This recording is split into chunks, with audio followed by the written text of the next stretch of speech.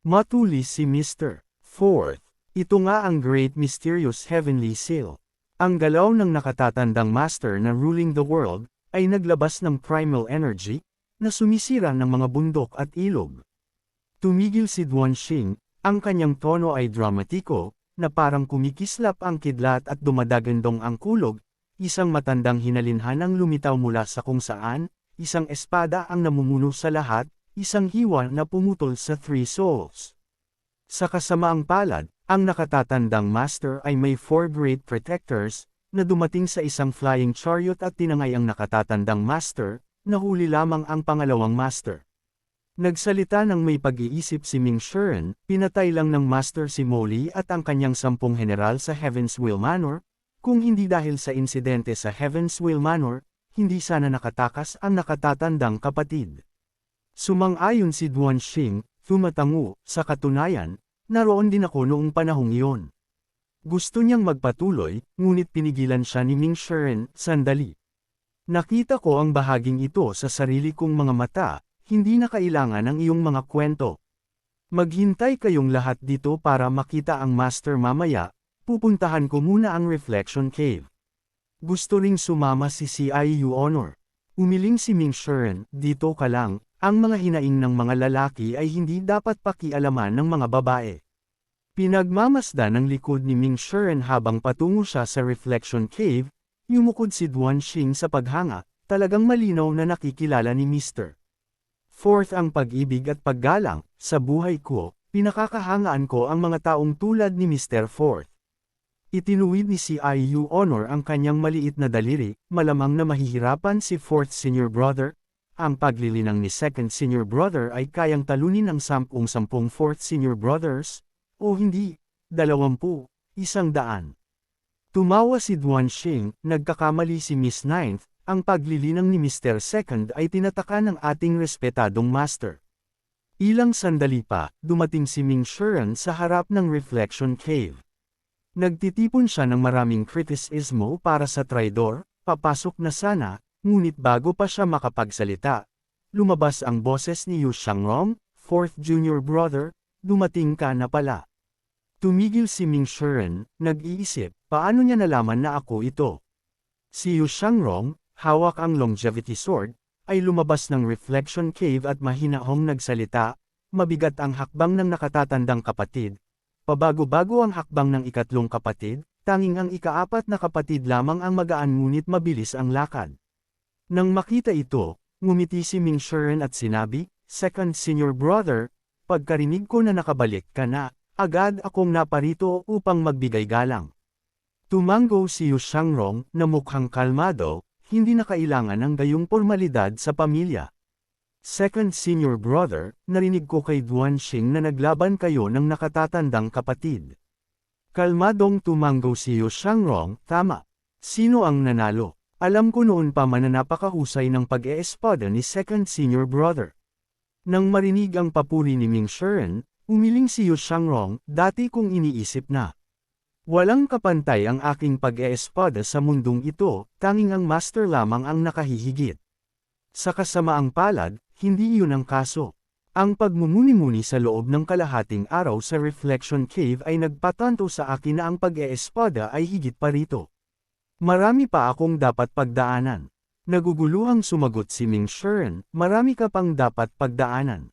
Kung gayon, sino sa mundo ang hindi pa malayo sa likuran? Mabuti na lang at nakabalik ang nakatatandang kapatid, huwag kang sumuwi sa master.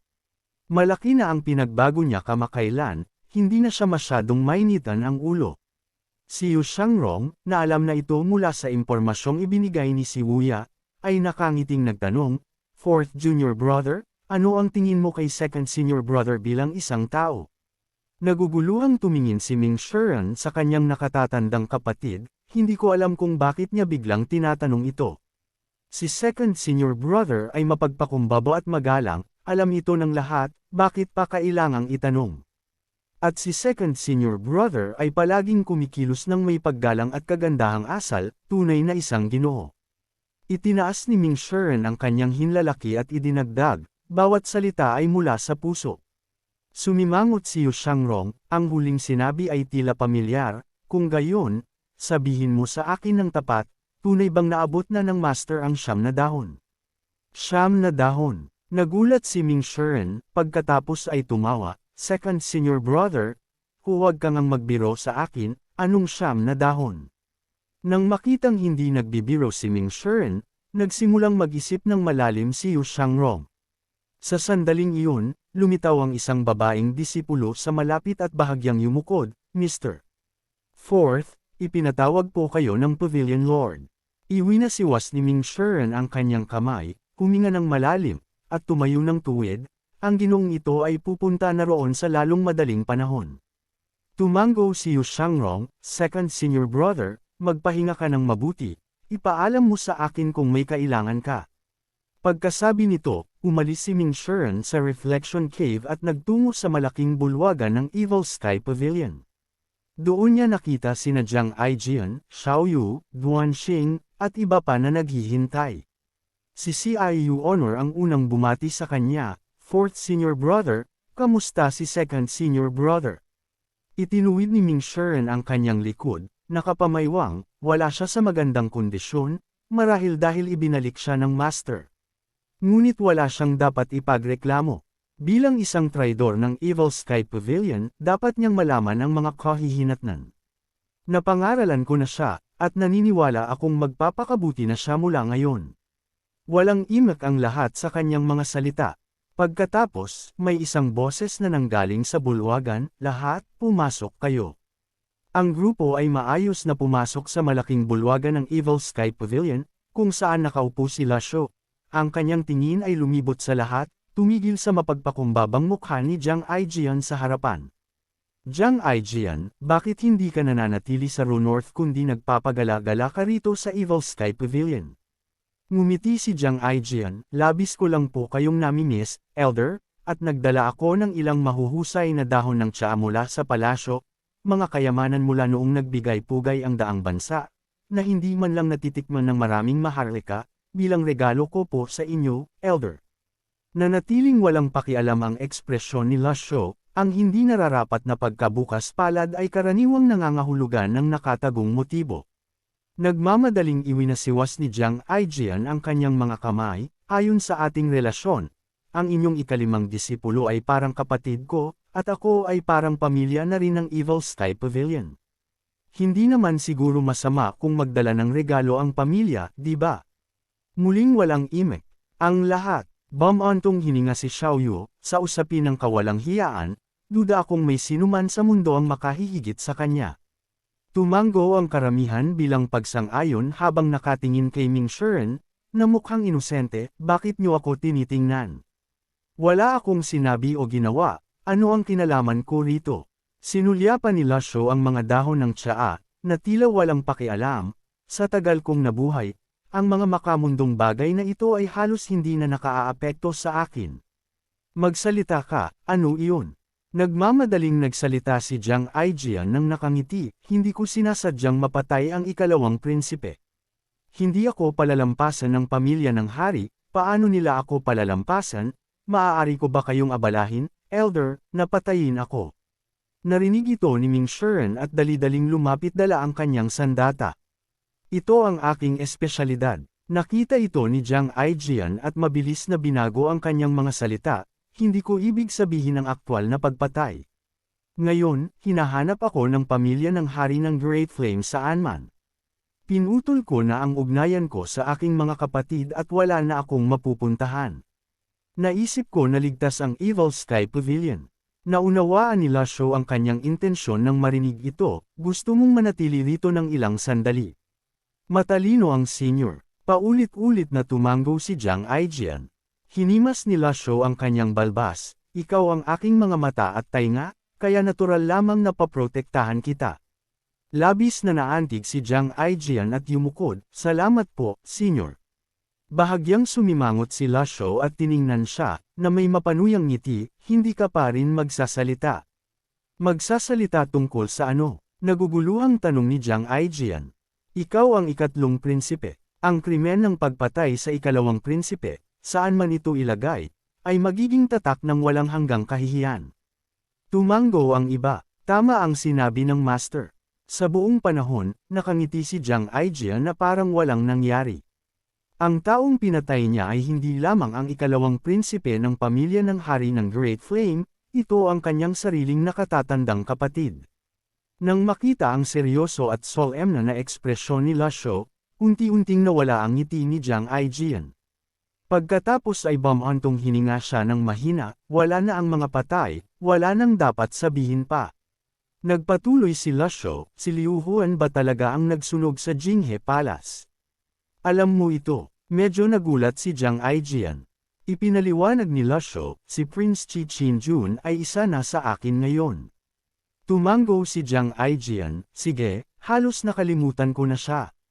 Ang paraan ng langit ay may mga siklo nito. Bumagsak ang buwan ng nag-iisang lungsod, at umiyak ang mga kaluluwang inapi.